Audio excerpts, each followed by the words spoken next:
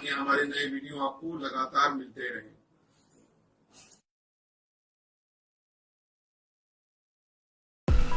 नमस्कार दोस्तों, धर्म रहस्य चैनल पर आपका एक बार फिर से स्वागत है। खटिया के पास पीर और चुड़ैल जैसी शक्तियों का दिखना संबंधी ये एक सच्चा अनुभव है जो कि एक साधक महोदय ने भेजा है अपनी पहचान को गुप्त रखते हुए, और यहाँ पर उनके और उनकी बहन के बीच के वार्तालाप को मैं यहाँ पे बता रहा हूँ और उनकी खुद की ऑडियो में है। और कैसे उनके साथ ये अनुभव घटित हो रहा है जानेंगे हम आज के भाग में, और साथ ही साथ उसके संबंध में समाधान के विषय में भी बात की जाएगी। तो चलिए शुरू करते हैं आज के इस अनुभव को। दोबारा बता पूरी बात। मैं मम्मी सो गई जैसा। हाँ, रात की बात है ना? हाँ, रात की। तो मुझे नींद नहीं आ रही थी, 11:30 बज गए। मम्मी तो सो गई थी, कितनी देर तक मम्मी को भी नींद नहीं आई। फिर मैं भी सो गई। 11:30 बजे के बाद मेरी आंख लग गई। मुझे सपना सा दिख रहा नोनी, जैसे एक पहले तो मेरी खाट सीली जो कर मम्मी पे लब जला रहा, मेरी खाट पे पैर रख के ये ढाल दी। पहले आवाज मारी, शुरू से बता क्या हुआ। तुम तो सही शुरू से बता रहा। तो ऐसा लगा जो कर मम्मी ने बल्ब जलाया हो। अच्छा। फिर देखा मम्मी तो थी नहीं, तो फिर क्या लेट गया। फिर मेरी आँख सी लगी। फिर मम्मी को 3 आवाज लगाई किसी ने बल्ब जलाने के बाद सपने में। और तो आवाज लगाने के बाद मम्मी के ऊपर तेरी जाय भी तारी। कोई दिखा नहीं?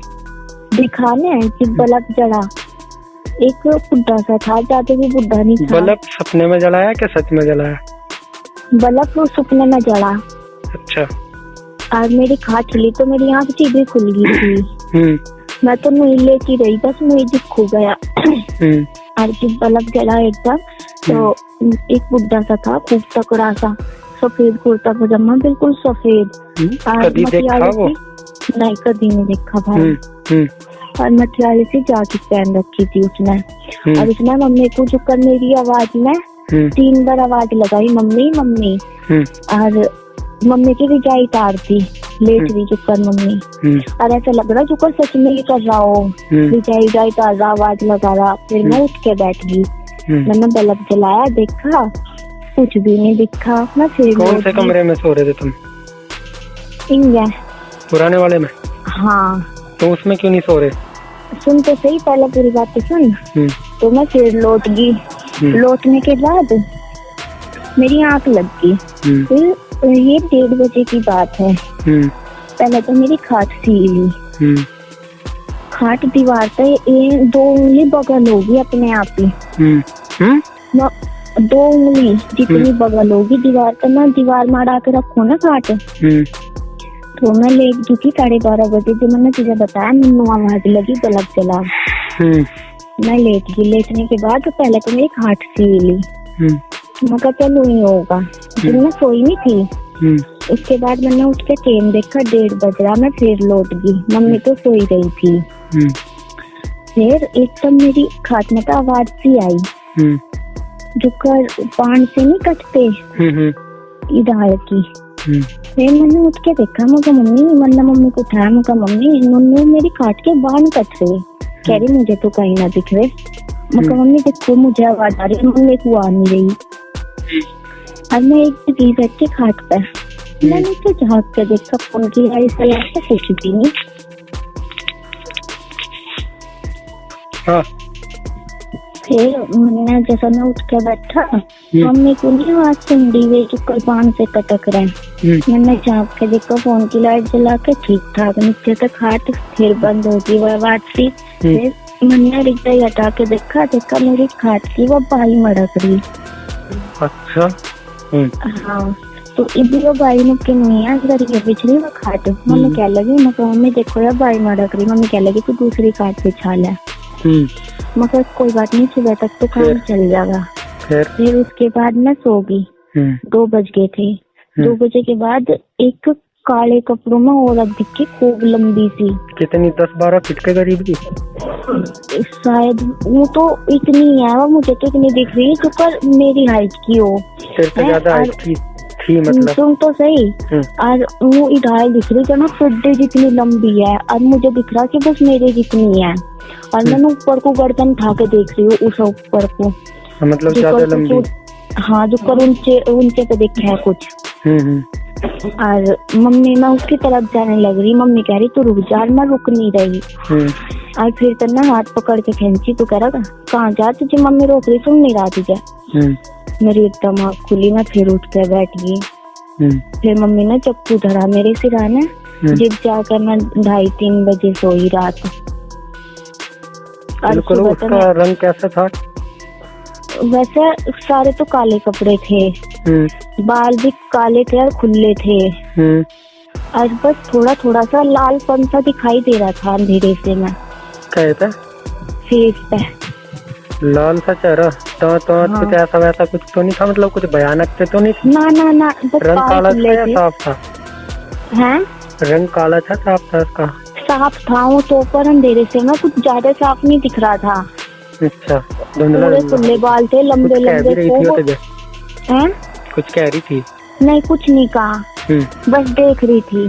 और मैं उसे गर्दन उठा के देख रही, चुपका पेड़े की चोटी देखा करे, इस तरीके से देख रही मैं। बुड्ढा किस तरह का था वो? हैं? वो जो बुड्ढा दिखा था? बुड्ढा तो कैसे बताऊं भाई, खूब तकड़ा सा था। जैसा यू नहीं है, यू वीरपाल नहीं है, रतन के का क्या जैसा बाबा, इतना ही लंबा, इतना ही तकड़ा। अच्छा, वो मम्मी को क्या कह रहा था? मम्मी की रिजाई क्यों उतारी इसने? पता नहीं मुझे क्यों उतारी, पर इतना ही लंबा, इतना ही ठड्डा, पीछे था बस। मम्मी उठी थी उसके आवाज मारने पर? नहीं, मम्मी उठी नहीं जी, भी उसने रिजाई उतार दी। हाँ, रिजाई भी तारी, आवाज भी लगाई। हाँ, मम्मी कुछ और भी करा थे, कुछ भी कहा? कुछ नहीं कहा, इतना मैं उठ गई थी। मुझे मुँह भी दिख रहा। हाँ, मम्मी के खाट के तोड़ा खड़ा, रिजाई भी तार दी। अच्छा, जो कर छोड़ से मैं नहीं तारते एकदम रिजाई। हाँ, मम्मी उठी नहीं इसलिए? मम्मी उठी नहीं, सोई रही थी। तो तुम्हें मैंने कहा नए वाले कमरे में सोए करो, जो बनवाया उसमें कि सो रहे तुम पुराने में, फिर टूट गया, कुछ कड़ी वगैरह टूट गई, तो फिर बस आज वो अलमारी से रख के भाई बताओ ना, वो बल्ब का जुगाड़ नहीं हो रहा, डोरी थोड़ी सी कम पड़ रही, जहाँ तक वो उसकी नींद थी ना। तनख्वाह मिलेगी, मैं जब लेके आऊंगा, वायर पड़ी मेरे दोरे कमरे पे, मैं कमरे से उठा के ले आऊंगा। ठीक है? ठीक है, बस चल ठीक है, मैं बाकी की बात बाद में करूंगा, मैं भी काम कर रहा हूँ। सीनियर मेरा गुस्से में आ गया ना, फिर दिमाग खराब हो जाएगा काम का, मुझे आपने जाना। 3 दिन हो लिए मेरे साथ नहीं हो रहा, और आज तो रात तो कुछ ज्यादा ही हुआ, और रोज मेरी तबीयत खराब हो रही। चल मैं ठीक है, मैं देख रहा, कभी किसी ने कुछ करवा दिया। चल मैं देख रहा। हाँ, टाइम जा रहा। हाँ, कहाँ? कमरे पे जमा। ठीक है, ठीक है, मैं जाकर ठीक है भाई। कहाँ लाऊं? हेलो। हाँ भाई, बता। रात को मतलब इसमें ऐसा नहीं, कुछ भी ऐसा ना हो जो तुझे धोखा हो। नहीं भाई, धोखे की कोई बात नहीं है। रात से हम सो गए, पहले तो कितनी देर तक आंकने लगे, मुझे डर सा लगू गया। फिर वही अपने वाली बात है, मैं बात करती हूँ अपनी गाँव वाली, छोड़ दे। अच्छा, तरीके से थोड़ा सा बता, सामने वाले को समझ में आ जाती। तो अपने वाली भाषा में बात करेगी, हमारे वाली खड़ी बुंदी है एकदम, आधी बात समझ में नहीं आती। ठीक। सपने में एक हमारे घर में 2 लेडीज दिखाई थी। अच्छा। और वे काली साड़ी मांग रही, मैं और मम्मी है बस घर। मम्मी कह रही बोलू साड़ी दे दे। मैं कहा मम्मी काली साड़ी तो है नहीं, काली साड़ी कहाँ से ला के दूं? कह रही देख ले कोई होगी, तो एक सफेद सी और ग्रीन सी साड़ी थी, मैंने उनमें से एक को दे दी। तो वह दूसरी काली साड़ी पहनने नु कह रही नहीं मुझे तो काली साड़ी चाहिए, तो यह साड़ी नहीं पहनने की। मैं कह रही मैं जी बहनी मैं कहाँ से ला के दूं? तो उन्हें कह रही नहीं काली साड़ी पहनेंगे हम, काली साड़ी चाहिए।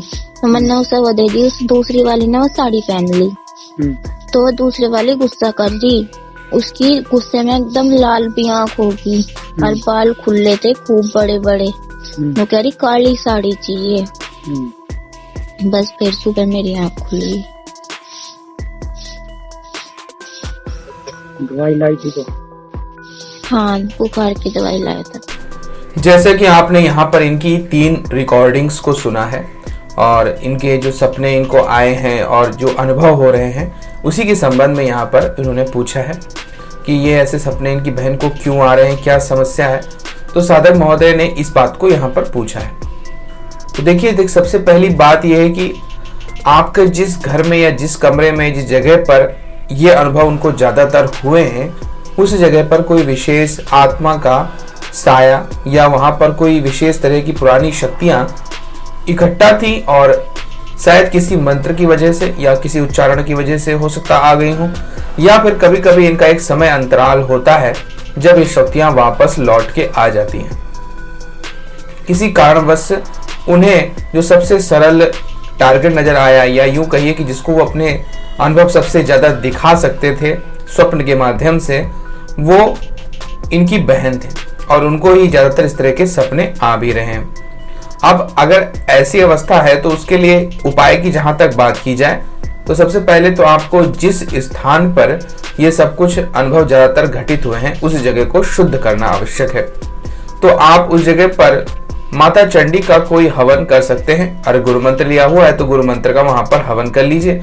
उसके बाद जो आपने जो है वहां पर जो कलश रखा होगा, जिस कलश में जल होगा, उस कलश के जल को अभिमंत्रित करते हुए, यानी गुरु मंत्र से या फिर चंडी माता के किसी भी मंत्र से जिसका आपने हवन किया है, अभिमंत्रित करते हुए उसको पूरे कमरे में या उस स्थान पर अवश्य छिड़क दें। जहां पर भी ऐसे अनुभव हो रहे हैं उस जगह पर छिड़केंगे तो वहां पर अगर कोई बुरी शक्ति होगी वहां से भाग जाएगी या उसको इस तरह के अनुभव फिर दोबारा देखने में नहीं मिलेंगे। इसके अलावा खुद भी कन्या को अपना शुद्धिकरण कर लेना चाहिए। शुद्धिकरण के लिए सुबह सुबह 4 बजे उठें और एक बाल्टी में पानी ले लें, पूरा बाल्टी भर लें। उसमें जो है गुलाब इत्र वगैरह सब डालने के बाद में अब थोड़ा सा उसमें गंगा जल जो है मिला लें। उसके बाद फिर जिस मंत्र से आपने घर को सुरक्षित किया है वही मंत्र पढ़ते हुए वो नहाए और प्रार्थना करें कि मेरे ऊपर अगर किसी शक्ति का साया बन रहा है तो वो हमेशा के लिए उतर जाए। इसके बाद नहाने के बाद में आप घर के मंदिर में जाकर के उसी मंत्र का, जिसका हवन किया था, उसी मंत्र का आपको जाप करना है कम से कम 11 माला। 11 माला का जाप करने के बाद में आपके अंदर वो ऊर्जा बन जाएगी जो आपको प्रोटेक्ट करेगी। इसके अलावा अगर उसी मंत्र का आप लॉकेट या कवच बहना के गले में पहन लें तो भी आपको इस चीज से हमेशा के लिए राहत मिल जाएगी। और अगर गुरु मंत्र लिया हुआ है तो गुरु मंत्र का रोज अगर आपकी बहन जाप करती है तो उसको फिर कोई समस्या नहीं होने वाली है।